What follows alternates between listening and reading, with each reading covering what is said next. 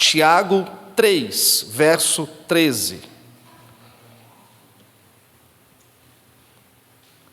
Quem entre vocês é sábio e inteligente, mostre as suas obras em mansidão de sabedoria, mediante a sua boa conduta.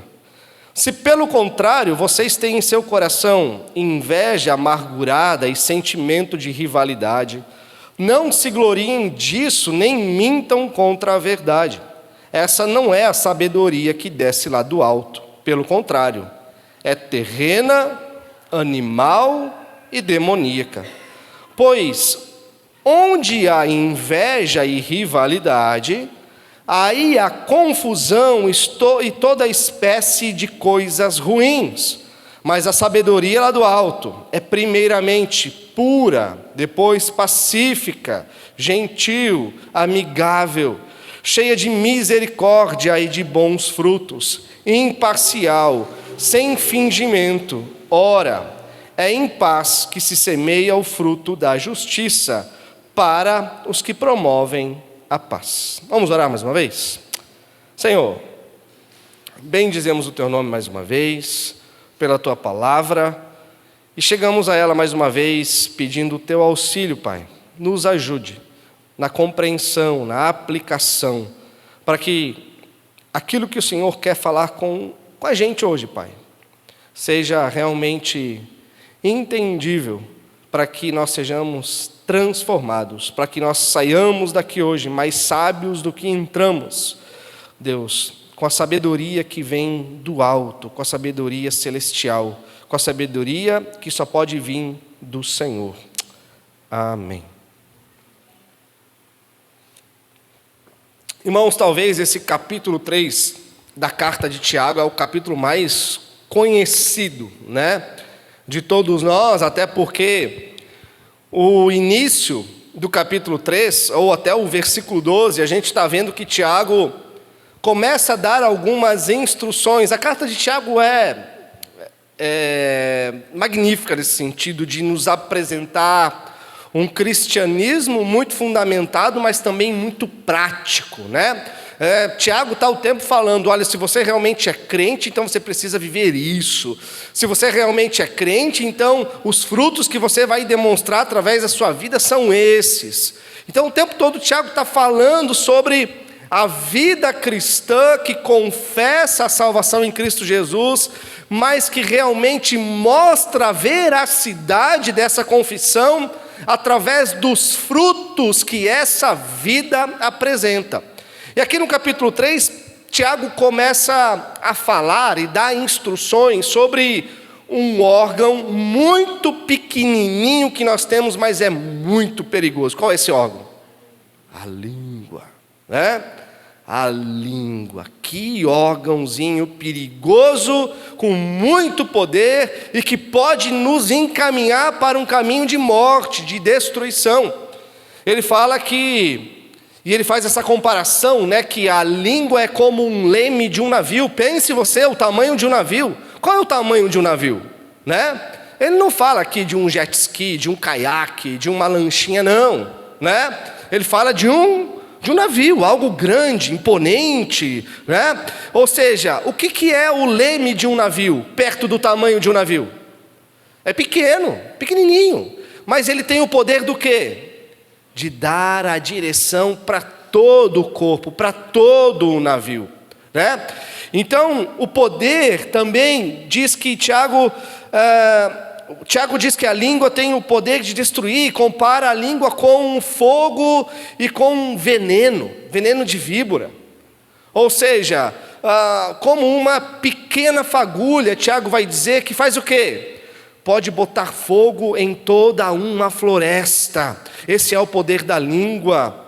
O poder de bendizer a Deus, também de amaldiçoar os homens. Ou seja, nós temos na língua o poder de bendizermos a Deus, de darmos graças, de louvarmos a Deus, mas também de amaldiçoar as pessoas. E com isso, meus irmãos, eu não estou falando o livrinho que tem e que muitos falam por aí que as palavras têm poder, né? No sentido de que se a gente falar alguma coisa, isso necessariamente vai acontecer. Não tem a ver com isso, mas no sentido de que se você depreciar alguém, você está amaldiçoando essa pessoa até o ponto em que ela realmente seja oprimida por essas palavras e ela passe a acreditar que aquilo é parte da realidade dela. Aquilo que talvez muitos pais fazem com os filhos, de criticar, e os filhos nascem e crescem sempre procurando a aprovação dos pais e nunca fazem o bastante, ou acham que nunca são o bastante, né? Aquilo que nós encontramos dentro das empresas, onde os patrões, nem sei se fala patrão ainda, né? Porque hoje é tudo muito politicamente correto, mas se fala patrão ainda? Né? Enfim, fala, né? Tá bom, que bom, né? E quando os patrões apenas denigrem um funcionário e a produtividade dele cai, porque ele se entristece realmente, ele deprime e não tem mais alegria. Então, nesse sentido, sim, as nossas palavras têm poder de oprimir, de levar tristeza, né? De amaldiçoar a vida das pessoas nesse sentido. Não com aquele outro sentido que muitas pessoas creem no nosso tempo. Então, da mesma forma que nós precisamos para lidar com a língua, porque ela é um órgãozinho pequeno, mas muito poderoso, Tiago vai falar agora que nós precisamos também de sabedoria para lidar com as diferentes circunstâncias que nós temos na vida, sabedoria para lidar também com as diferentes pessoas com quem nós nos relacionamos. Nós precisamos de sabedoria. E quando a gente pensa em sabedoria, quem que a gente lembra na Bíblia? Salomão, não é? Salomão diz a Escritura que foi o homem mais sábio, mesmo que depois, por causa da falta do temor ao Senhor, ele também perdeu a sabedoria. Então a sabedoria, ela faz sentido enquanto ela está ligada ao temor ao Senhor. Mas Salomão é apresentado na Escritura como o exemplo de um grande homem que foi muito sábio durante o seu tempo.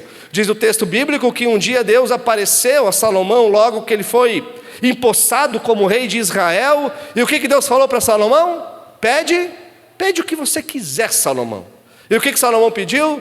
Senhor, eu preciso de sabedoria para governar todo esse povo. Eu preciso de sabedoria, Senhor, para saber discernir entre o que é justo, o que é injusto, entre o que é verdadeiro, o que é falso. Eu preciso de sabedoria para julgar o Senhor com os olhos do Senhor e não com os meus, para discernir o que é bom e o que é mal, porque isso é muito difícil diante dos nossos olhos. Provérbios, lá no capítulo 8, ali nós temos como que a própria sabedoria falando, como que a sabedoria sendo alguém ali de personalidade e conversando com alguém. Provérbios 8, no capítulo 4 e 5, diz assim: a vocês homens eu clamo, né? A sabedoria falando, a vocês homens eu clamo, a todos levanto a minha voz, vocês inexperientes adquiram a prudência, a vocês tolos, tenham bom senso. No verso 10 diz: prefiram a minha instrução à prata, e o conhecimento ao ouro puro, pois a sabedoria é mais preciosa do que rubis. Nada do que vocês possam desejar compara-se a ela. Ou seja, a sabedoria é algo de valor inestimável se comparado com as joias mais finas que nós podemos ter aqui nesse mundo. No verso 17 ainda diz: amo os que me amam, e quem me procura me encontra. Verso 19: meu fruto é melhor do que o ouro. Imagina, o fruto da sabedoria é melhor do que o ouro, mas não qualquer ouro, o ouro puro. O que ofereço é superior à prata escolhida. No verso 20, a sabedoria ainda diz: ando pelo caminho da retidão, pelas veredas da justiça. Mas o que é sabedoria? O que é ser sábio? Né? Será que sabedoria, meus irmãos, tem a ver com ter o conhecimento de toda a ciência? Será que isso é sabedoria? Será que sábio é alguém que tem o conhecimento de todas as práticas da medicina, embora a medicina seja algo profundo e muito importante? Será que sábio, alguém sábio, nós podemos dizer que é alguém que tem o conhecimento de toda a tecnologia que existe no nosso tempo de hoje? E é muito, né? Será que alguém sábio é alguém que já leu muitos e muitos e muitos livros, né? E aí você diz, nossa, como essa pessoa é sábia. Ou melhor ainda, será que sábio é alguém que sabe as melhores receitas da culinária? Né? Que isso também é muito importante. Né? Uma pessoa, meus irmãos, pode ser extremamente culta.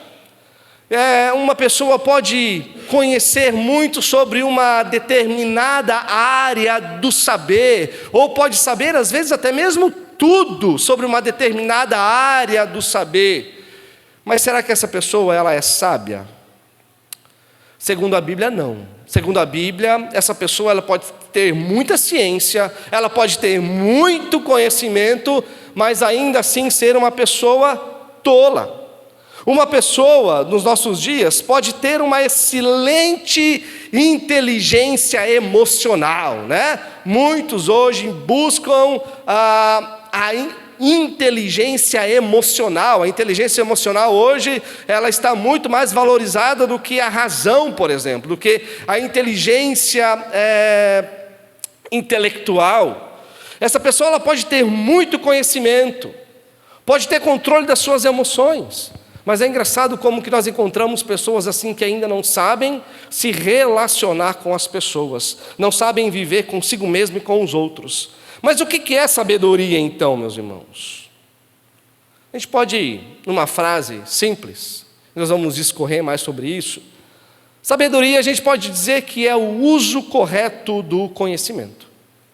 Sabedoria está muito ligado com você saber aplicar toda a bagagem de conhecimento que você já absorveu, adquiriu durante a sua vida, e isso independente da idade que você possua, né? Mas é você saber, além do conhecimento, além da bagagem, aplicar todas essas coisas de forma correta na sua vida, de forma sóbria, de forma coerente. Saber discernir entre o bem e o mal, entre o que é orgulho, o que é humildade, entre o que é justo, o que é injusto, entre o que é verdadeiro, o que é falso. E como Tiago quer dizer aqui para a gente precisa discernir entre o que é uma sabedoria celestial e o que é uma sabedoria terrena. A gente precisa saber discernir aquilo que é uma sabedoria criada pelos homens e uma sabedoria que provém do próprio Deus. Então, Tiago está contrastando aqui esses dois tipos de sabedoria, a celestial e a terrena. E o que nós precisamos refletir essa noite? Qual é o tipo de sabedoria que governa a minha e a sua vida? Qual é a sabedoria que tem construído aquilo que você é hoje? Qual é a sabedoria que tem levado você a ter as suas tomadas de decisões? Através do que você tem enxergado a realidade? Qual é o óculos que você usa? O óculos da sabedoria celestial, o óculos da sabedoria terrena. Por qual caminho você está trilhando? Como diz Tiago aqui no verso 12, ele diz, meus irmãos, será que a figueira pode produzir azeitonas ou a videira figos? Assim também uma fonte de água salgada não pode produzir água doce. Qual é a sua fonte? Água salgada ou é doce? Então, Tiago, meus irmãos, vai nos mostrar aqui a forma como a sabedoria se revela em nossa vida. Como que ela se revela? Nos seus relacionamentos. Porque essa carta de Tiago é escrita para a igreja. É escrita para ser lida entre irmãos. É escrita para que leve edificação para o corpo de Cristo. Então, por isso que respondendo como que a sabedoria se revela através dos nossos relacionamentos, nós vamos responder de qual sabedoria nós estamos bebendo. Onde nós, com as nossas raízes, estamos ali enterrados e estamos sugando os nutrientes que geram os frutos que nós estamos mostrando. Porque se nós somos cristãos, nós precisamos apresentar fruto. O cristão necessariamente precisa apresentar fruto. Como diz Jesus, pode a árvore má dar frutos bons? Pode a árvore boa produzir frutos ruins? Pode a videira produzir figueira e a figueira produzir uva? Não pode. Ou seja, a árvore ela precisa produzir fruto conforme a sua natureza, conforme a fonte de onde as suas raízes estão arraigadas e sugando os nutrientes dessa terra. Então, a sabedoria, ela vai revelar o quanto você é santo em seu caráter, o quanto você é profundo na forma de discernir a vida, qual o objetivo que você dá a ela e o quão profundos são os seus conselhos. Você conhece o sábio pela sabedoria das suas obras. E a sabedoria das nossas obras precisa imitar quem? Jesus. Então precisa ser humilde e manso, o fruto da nossa sabedoria. Porque Jesus disse, vinde a mim, porque eu sou o quê? Manso e humilde. Quem é Jesus? É a sabedoria encarnada. Então, nós vamos, irmãos, comparar a sabedoria de Deus com a sabedoria do mundo. Então, primeiro, o contraste sobre a origem da sabedoria. Há uma sabedoria que vem do alto e uma que vem da terra. Há uma sabedoria terrena que é gerada pelo próprio homem. Na Bíblia nós temos alguns exemplos. Por exemplo, a Torre de Babel. Não é? A Torre de Babel, que projeto magnífico. Alguém que olharia aquilo descrito, desenhado, projetado, com as medidas do papelzinho, olharia aquilo e falaria o quê? Que Deus te abençoe, né? Vá em frente com o seu projeto, construa, faça grande o seu nome. Não é isso que os homens queriam?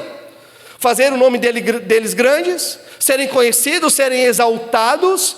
Mas o ser exaltado, o ser conhecido, procede de onde? De uma sabedoria terrena. Tanto que o projeto da Torre de Babel ficou conhecido como o projeto da inutilidade. Não teve fim, não teve propósito, não serviu para bem nenhum, apenas para a vergonha dos homens. Nós encontramos também uma sabedoria terrena na decisão de Abraão de sair da terra que Deus havia lhe dado e ir para onde? Para o Egito. Mas não era sábio sair de uma terra onde tem fome e procurar um lugar onde havia fartura? De uma determinada sabedoria humana? Mas Deus falou o que para ele? Fica aí, Abraão, porque eu sou o teu Deus, eu vou te cuidar. E quando Abraão vai para o Egito, a sabedoria terrena revela que ele sai de uma terra onde tem fome e chega em uma terra que agora encontra doença, porque é isso que Deus levou, né? Para aquela terra. Pareceu sábio a Saul pôr a armadura em Davi, não é verdade? Como que Davi ia lutar contra aquele gigante filisteu, 3 vezes maior do que Davi, ou talvez 4? Como que ele iria lutar contra aquele gigante? Davi, pega aqui a minha armadura, vai com ela. Mas diz o texto que Davi mal conseguia se mexer com a armadura de Saul, né? Parecia sábio. Os discípulos pensaram estar sendo grande em misericórdia e sabedoria e falaram, Senhor, despede essa multidão porque nós precisamos descansar. Lembra dessa passagem? Lembra? Não, vamos ser sábios, a gente trabalhou bastante, a gente experimentou coisas boas, Deus nos usou, vamos descansar agora. Mas aquilo se provou uma sabedoria terrena do homem, porque o que Jesus falou para os discípulos? Deixa a multidão vir, porque elas são como ovelhas sem pastor, nós precisamos exercer misericórdia para com essas pessoas. Os especialistas em viagens marítimas, não é? Olharam para Paulo e falaram: não, Paulo, que isso, não vai dar, tempestade não. Esse navio aqui é igual o Titanic, né? O Titanic nem existia na época, né? Mas não falaram isso do Titanic também? Nada pode afundar esse navio, nem mesmo Deus, né? Sabedoria terrena do homem. E o que eles encontraram? Tanto o Titanic quanto o navio que Paulo estava, o naufrágio, né? Então, meus irmãos, a sabedoria da terra possui 3 características, olhando para o verso 15. Olha ali. Esta não é a sabedoria que desce lá do alto, pelo contrário. Olha ali. Terrena, é animal e demoníaca. Então, a sabedoria, esse tipo de sabedoria, primeiro, a gente vê que Tiago diz que ela não vem dos céus. Então, algo que nós sempre encontramos é que a sabedoria de Deus é tolice para o mundo. Ao mesmo tempo que a sabedoria do mundo é loucura para Deus. A sabedoria do homem vem da onde? Vem do intelecto. E o que é o intelecto na nossa época? Eu sei que, né, essa geração tem deixado o intelecto para trás, né? Tem deixado muito da sua razão para trás, mas o intelecto, a razão, ainda é um grande Deus da nossa época, porque quanto mais nós colocamos Deus para o escanteio, nós colocamos então a razão no centro de tudo. Ou seja, se nós não podemos explicar as coisas a partir de Deus, nós explicamos a partir daquilo que pode ser explicado. E o que pode ser explicado? Apenas aquilo que nós conseguimos raciocinar, aquilo que a nossa razão alcança, aquilo que o nosso entendimento compreende. Então a razão ainda é sim um grande Deus da nossa época, mas a sabedoria terrena é da razão pura. Mas os céus, que tipo de sabedoria que vem dos céus? A sabedoria da revelação. Que revelação? A palavra de Deus, dessa aí que está nas suas mãos, dessa aí que está no seu colo, né? Toda a revelação que nós precisamos de Deus se encontra aqui para nós vivermos boa vida, vida tranquila, vida pacífica, vida justa, conforme a vontade de Deus para as nossas vidas. Então, meus irmãos, é a sabedoria que pode tornar uma criança mais sábia do que um adulto. Não porque tem muito conhecimento, mas porque essa sabedoria se expressa nas suas escolhas de vida, né? Olha só, então, diz aqui que essa sabedoria, ela é animal e não espiritual, como diz o verso 15. 1 Coríntios 2,14 diz assim: quem não tem um espírito não aceita as coisas que vêm do Espírito de Deus, porque é o quê? Loucura, e não é capaz de entendê-las, porque elas se discernem espiritualmente. Ou seja, para o homem, a sabedoria celestial, a sabedoria que vem de Deus é loucura, porque esse homem também não pode compreender, porque elas se discernem de que forma? Espiritualmente. E o homem carnal está como? Está morto, não tem como compreender as coisas do Espírito de Deus.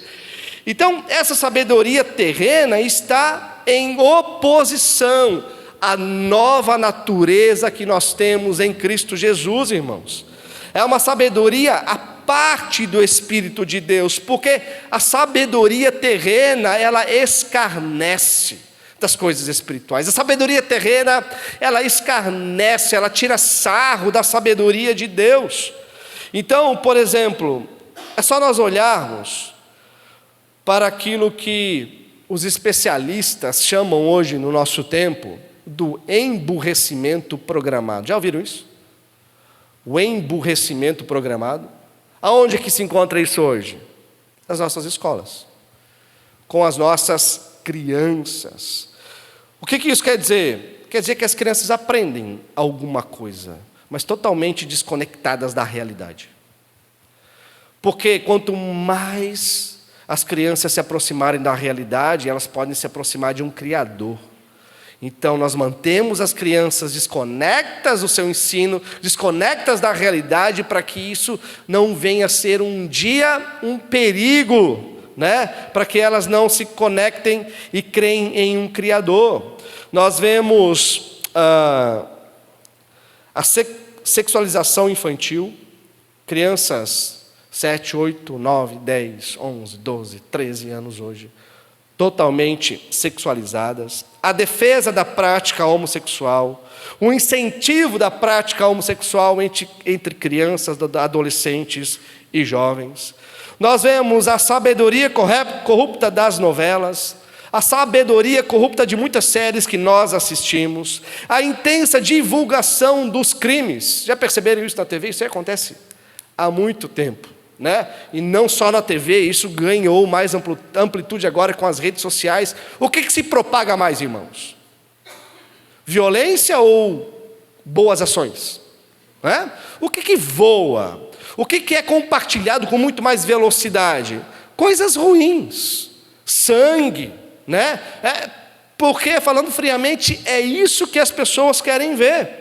Então, coisas ruins, coisas com sensacionalismo, ganham espaço, ganham ibope, enquanto os gestos de bondade, né? Os grandes gestos, os gestos que deveriam receber espaço nos nossos compartilhamentos, esses não ganham, e até mesmo entre os crentes. Por quê? Porque nós vamos nos achar muito caretas, talvez, de compartilhar algo que diz respeito a uma sabedoria celestial, porque ainda nós estamos imersos nesse mundo corrupto.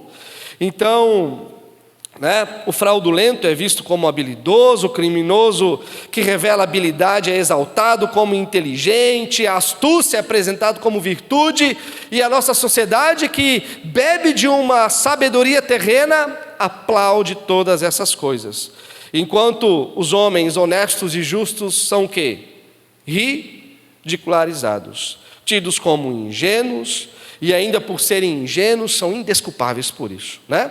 E tudo isso vai formando um tipo de sabedoria terrena que passa a fazer parte das nossas vidas. Se policie para ver se muito dos seus pensamentos no dia a dia, diante de uma tomada de decisão, às vezes não é orientada por uma sabedoria terrena. Se policie para ver se muito daquilo que você vai decidir no seu dia a dia, às vezes não vem aquele pensamento assim: mas o que fulano vai pensar? O que ciclano vai falar? Porque nós estamos impressionados diante dos olhos das outras pessoas e nos esquecemos da sabedoria que nós bebemos, que ela é celestial e que ela deve produzir os frutos na nossa vida, e que não importa os olhos das outras pessoas, importa os olhos de quem? De Deus, porque nós estamos diante dos olhos de Deus. Por isso, meus irmãos, que a nossa sociedade tem feito cada vez mais um movimento, é empurrado Deus para dentro dos templos. Deus fica no templo.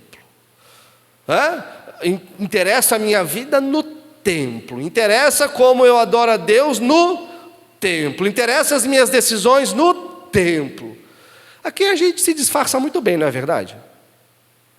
Fala a verdade. Alguém atrás de um púlpito com a Bíblia aberta, com esboço de pregação, o microfone na mão, o que parece? Não parece que é um santo? Não parece que é alguém mais exaltado na sua espiritualidade do que os outros?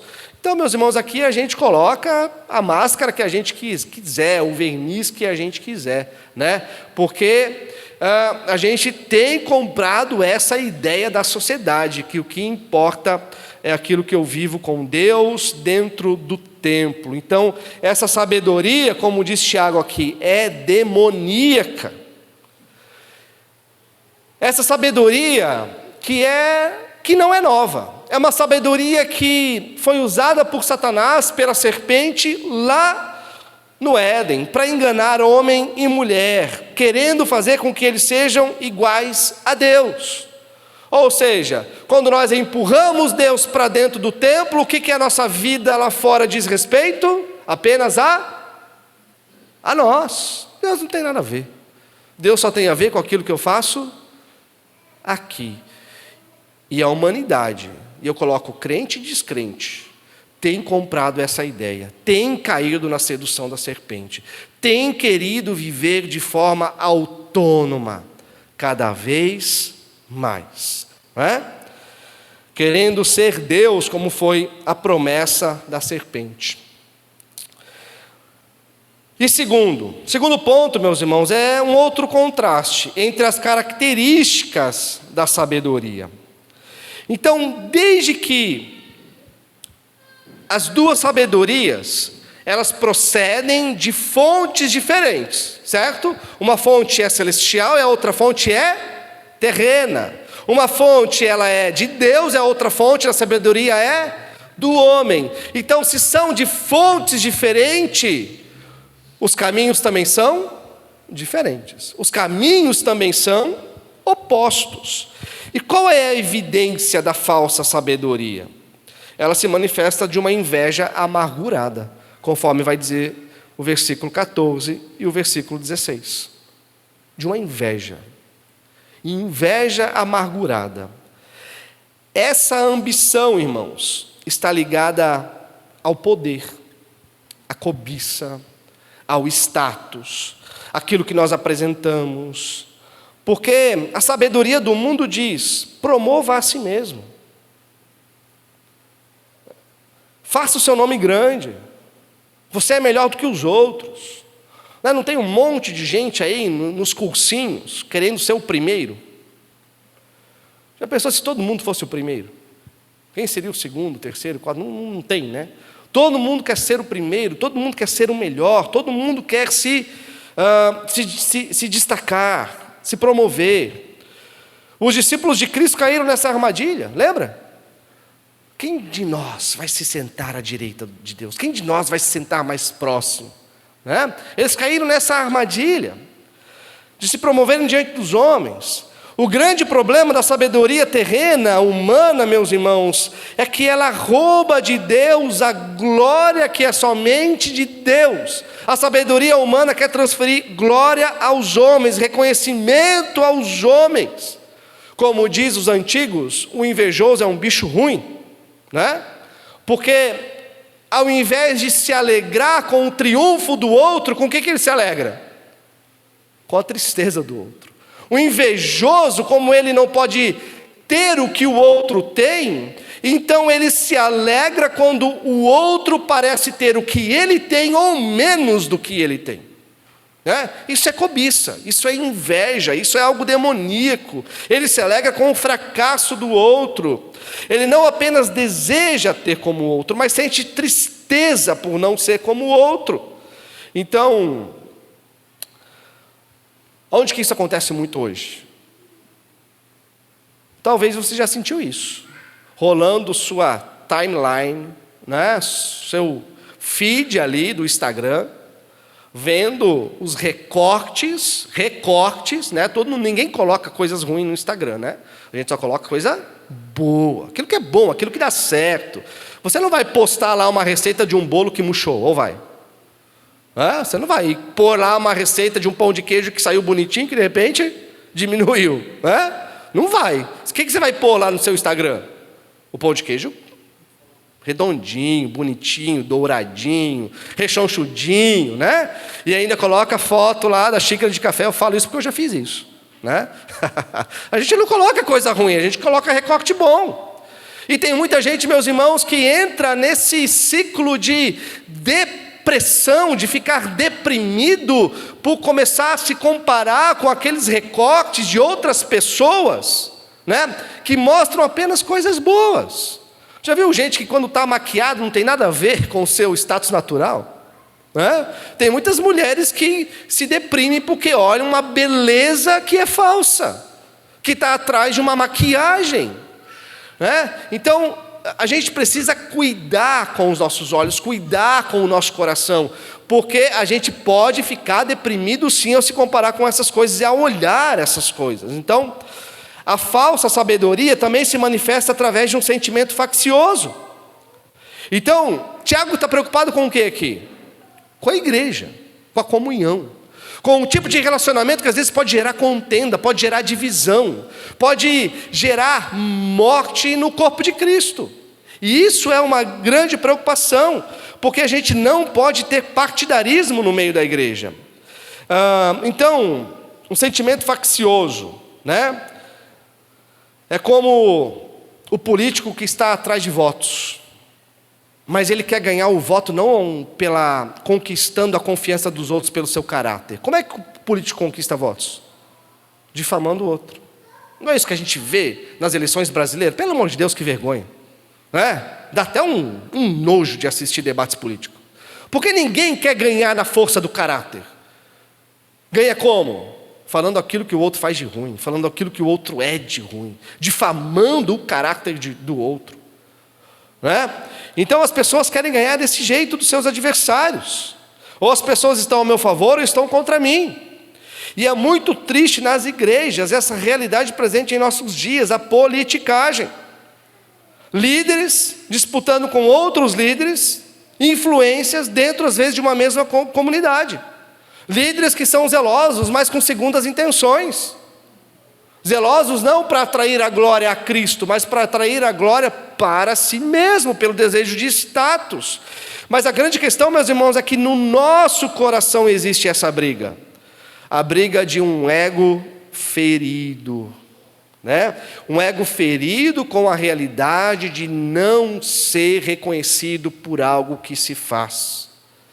E a Bíblia retrata isso como egoísmo. E terceiro, a falsa sabedoria está misturada com a mentira. Porque a inveja produz um sentimento faccioso, ela causa divisão, então a inveja está totalmente ligada com a vaidade se alimenta de mentira.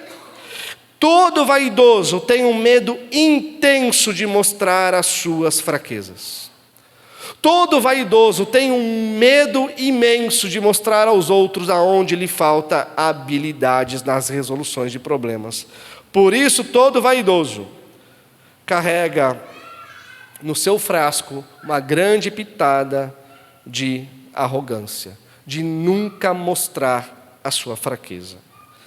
Mas qual é a evidência da verdadeira sabedoria? E aí Tiago então vai elencar alguns atributos agora da verdadeira sabedoria. No verso 13 ele vai falar sobre mansidão. Quem entre vocês é sábio e inteligente, mostre a sua sabedoria em mansidão de sabedoria. Como assim mansidão? O que a mansidão tem a ver com sabedoria?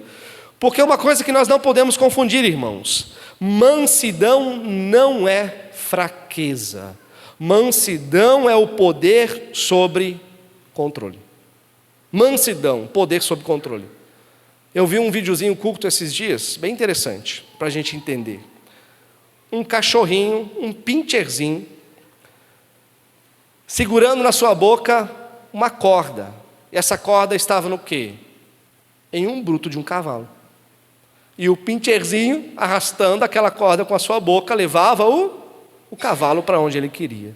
O cavalo tinha força para arrastar o pincher, mas a mansidão estava sob controle. O poder do cavalo, o cavalo estava manso. Então mansidão é isso, é um poder sob controle.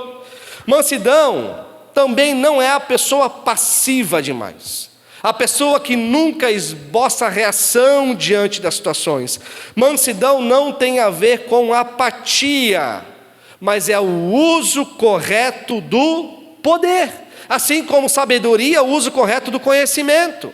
Mansidão é característica de alguém que não leva em consideração o quanto sabe em sua mente, mas mansidão é aquele que leva em consideração, sim, o quanto esse conhecimento é refletido no seu procedimento. Segundo, no verso 17, ele fala sobre a pureza. A pureza. Então, a sabedoria de Deus, ela é incontaminada. Não tem defeito, não tem qualquer mancha moral. Porque tem muita gente que usa a sua sabedoria com intenções ruins. Muita gente que é sábio, mas é sábio para o mal, para levar vantagem, para enganar, para trapacear, Mas a sabedoria dos céus é livre de ambição humana. A sabedoria dos céus, meus irmãos, é livre da autoglorificação. A sabedoria de Deus nos conduz a uma vida de pureza, enquanto que a sabedoria do homem conduz à amizade com o mundo. E o que a Bíblia fala? Aquele que institui-se amigo do mundo, ele se declara inimigo de Deus. Então a sabedoria dos céus que produz pureza é como a luz que penetra em todos os lugares.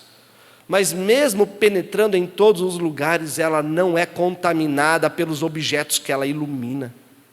Então a sabedoria em nossa vida, meus irmãos, vai fazer com que a gente possa andar em todos os locais, sem ser contaminado pela loucura daquele local, né? Sem ser contaminado pela cultura daquele local, pelos princípios e valores caídos daquele local.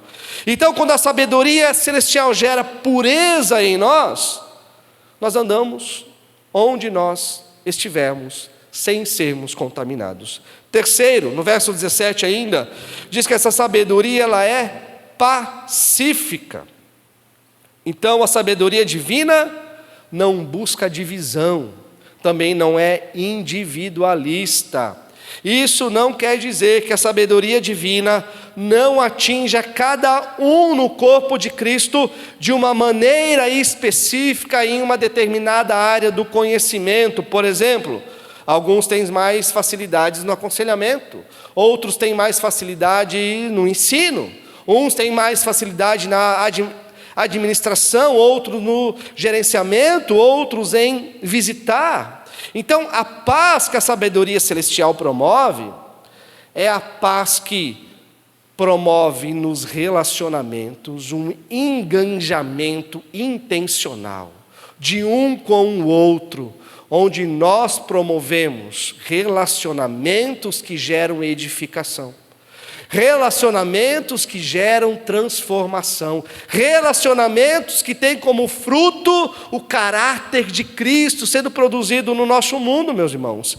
Então a sabedoria do homem leva a competição, rivalidade, guerra, mas a sabedoria de Deus conduz à paz. Essa é a paz que é produzida pela santidade, do desejo de sempre querer agradar a Deus.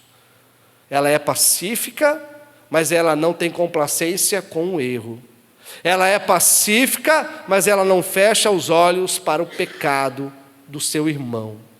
Ela é pacífica, mas para gerar maturidade, precisa haver esse engajamento de ajuda mútua, de confissão mútua, para que haja transformação mútua. Quarto, amável. Essa característica da sabedoria celestial trata da atitude de não criarmos conflitos no corpo de Cristo, mas também de não comprometermos a verdade para gerarmos uma sensação falsa de paz. Então, de novo, não se trata de alguém que faz vista grossa, de alguém que passa pano quente para o pecado de alguém, dizendo que está tudo certo, tem paz, onde nós sabemos que a paz não reina, mas que sabe tratar então de uma maneira amável, de uma maneira moderada, de uma maneira graciosa, misericordiosa, sem deixar de confrontar o pecado, mas não com o interesse de levar vantagem para ter razão, mas com o interesse de trazer o irmão ao arrependimento, para que haja transformação. É alguém piedoso ao tratar do pecado do irmão, gentil, moderado, porque a sua submissão a Cristo vai falar muito mais alta do que a sua vontade de ter razão. Quinto, tratável. Esse que é um grande desafio na comunidade dos santos, meus irmãos. É um grande desafio em sermos igreja. Pessoas que aceitem serem confrontadas. Pessoas que queiram admitir os seus erros, os seus pecados. Então o Tiago fala aqui de pessoas que não são obstinadas em seus erros, mas que são facilmente persuadidas, pessoas de fácil acesso, pessoas que, sendo tratável, abrem a sua vida para que aqueles que possuem sabedoria possam se achegar a ela e direcioná-la novamente no caminho da piedade. Direcioná-la novamente no caminho do temor a Deus, para que no temor a Deus encontre a sabedoria. Sexta característica, pleno de misericórdia. E aqui fortalece o conceito que Tiago está enfatizando nesse trecho, que os santos tenham um alto índice de aceitação mútua. Então, mais uma vez, Tiago não está advogando aqui, defendendo a tolerância do pecado ou da gente aceitar inimizades em nosso meio, porque vai que a gente toca nisso e a coisa fica pior, né? Vai que a gente toca nessas coisas e o irmãozinho ou a irmãzinha acaba saindo da igreja. Mas, irmãos, uma das marcas de uma igreja saudável é a disciplina eclesiástica. Então essas coisas precisam acontecer no nosso meio. E Tiago nos encoraja aqui a essa tarefa pesada, de fazer a mesma coisa com os outros, como Cristo fez com a gente. Nos encoraja a lançar o nosso coração na miséria do outro, seja no pecado, seja em uma necessidade espiritual, seja em uma necessidade material. Nós lançamos o nosso coração na miséria do outro, não pelo que o outro pode oferecer, mas porque o fruto da nossa sabedoria é misericórdia. Um bom exemplo disso, o bom samaritano, que ajudou um judeu que o ofendia. O que o judeu poderia dar em troca? Nada. Ele nem ficou sabendo quem ajudou ele. Talvez, provavelmente, depois ele ficou sabendo que era um samaritano. É uma parábola, né? Então a gente está supondo, né? Talvez depois ele fique sabendo que é um judeu. O que ele encontrou nisso? Misericórdia, né? Porque alguém que o ajudou sem receber nada em troca. Sétimo, fruto, bons frutos. Então a sabedoria dos céus é mais que intelectual, ela é prática, Nós precisamos mostrar fruto de transformação, fruto de justiça. Como eu já disse antes, Jesus fala de uma árvore boa que produz bons frutos, ela não pode produzir frutos ruins, né? Igualmente, uma árvore, ela não pode produzir apenas galhos, ela precisa ter pelo menos folhas, ou além das folhas, os seus frutos, né? Então, irmãos, não existe cristão que não produza bons frutos de alguma maneira. Vir ao culto, pastor, é um bom fruto, um ótimo fruto, mas é apenas uma pequena fração daquilo que nós temos que produzir ao longo da nossa vida.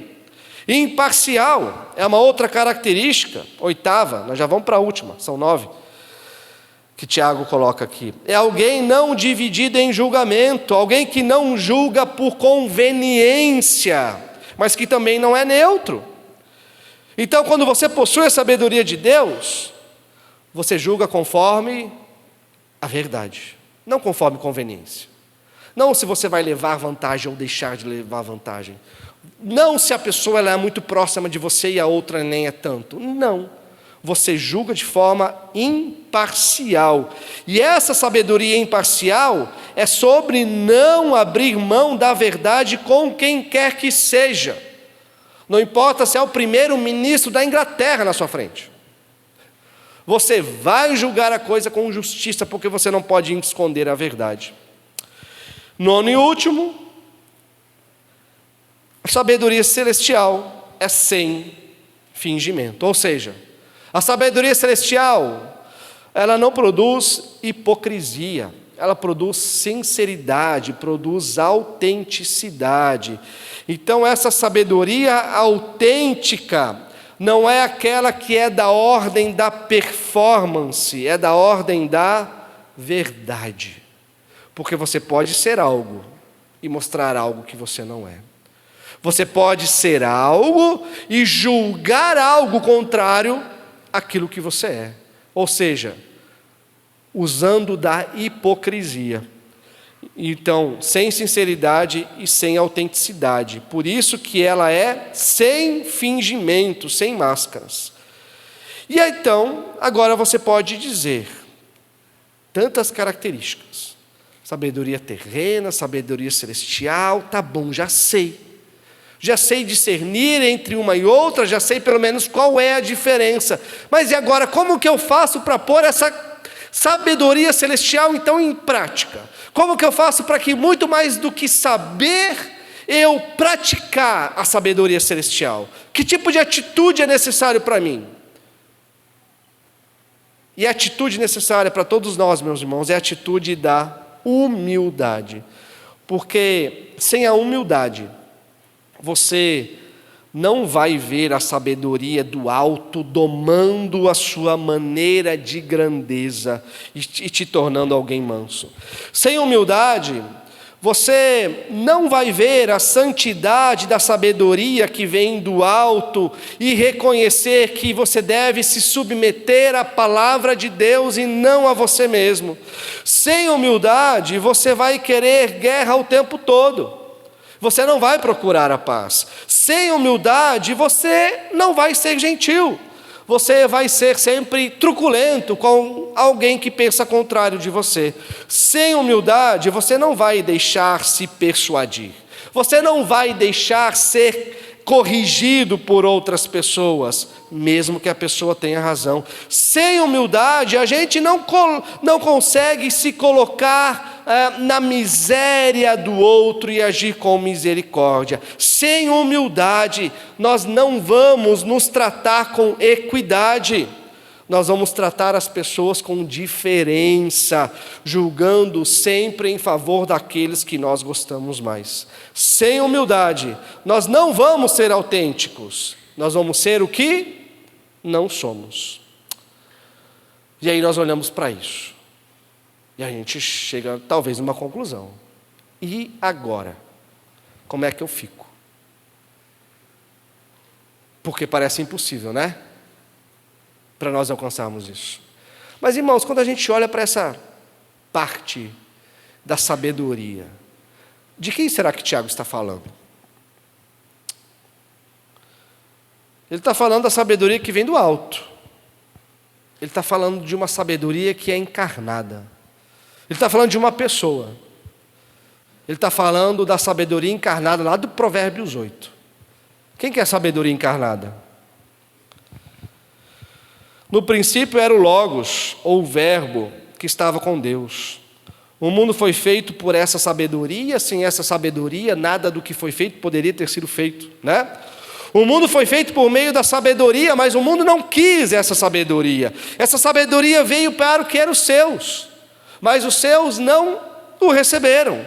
Mas a todos quantos receberam, deu-lhes o poder de serem feitos filhos de Deus.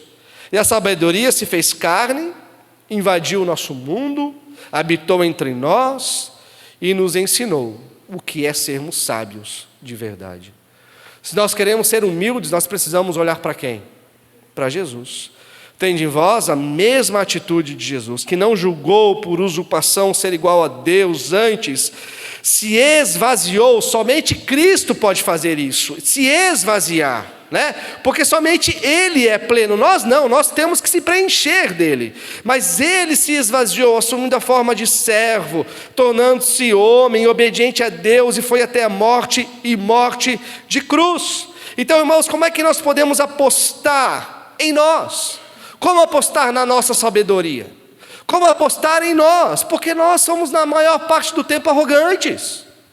Nós queremos ter razão, nós somos prepotentes, nós deixamos a humildade de lado. Como apostar na nossa sabedoria quando o nosso Deus é Jesus Cristo? Como apostar na nossa sabedoria, se o Deus a quem nós adoramos e confessamos é aquele que deixou de lado todas as prerrogativas de ser Deus e se fez mendigo no meio dos mendigos? Como sustentar, como alimentar a sabedoria terrena quando os nossos lábios louvam a Jesus? Por isso, meus irmãos, não existe sábio nesse mundo. Não existe nenhum sábio nesse mundo.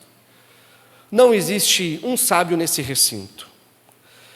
Porque todos nós, todos no planeta, nenhum de nós pode ser padrão de sabedoria, senão Jesus Cristo. A sabedoria encarnada, a sabedoria que veio em carne e nos ensinou verdadeiramente a viver em humildade. Então, Jesus, meus irmãos, é que plantou a semente da paz, como um fruto de sabedoria que nós precisamos, da sabedoria pacífica. E é com essa figura de um agricultor que Tiago termina no verso 18. Ele diz: ora, é em paz que se semeia o fruto da justiça para os que promovem a paz. Então Jesus é a sabedoria que veio do alto para unir o que estava em discórdia. Nós não nos dávamos com Deus, não nos dávamos com o outro e não nos dávamos consigo mesmo. Jesus é a sabedoria encarnada que nos trouxe a paz com Deus, a paz com os outros e a paz com a gente mesmo. Então, meus irmãos, por que ainda nós teimamos em querer realizar coisas tão grandiosas?